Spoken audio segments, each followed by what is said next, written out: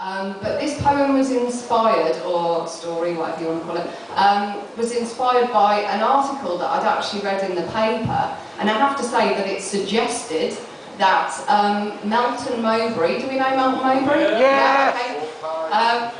Yeah, don't ruin it. That Melton Mowbray had the highest accidental death rate in the whole of England. And for whatever reason it tickled my sense of humour, and this is the result of such.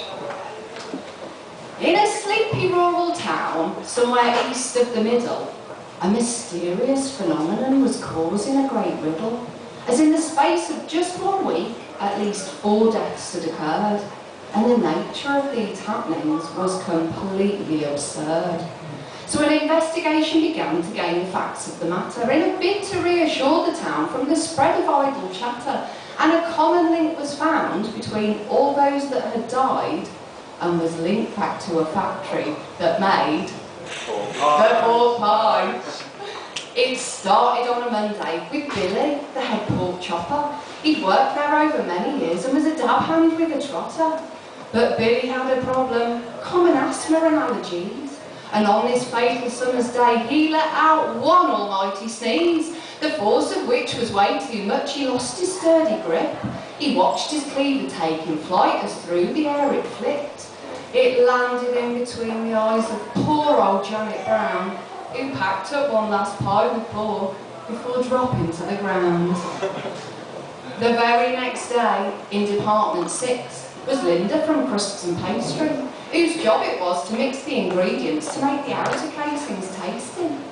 But Linda had a secret vice. She loved the toxic powder, and after taking way too much, well, her judgment would tend to cloud her.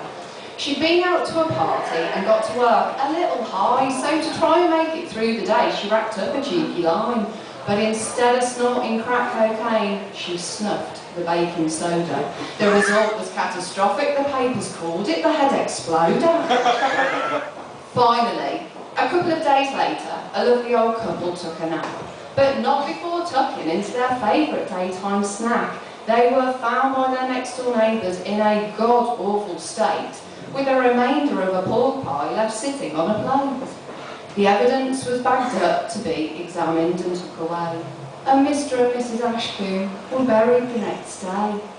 Cause of death was then returned. Food poisoning was to blame, as not only had they eaten pork, they'd eaten Linda's brain.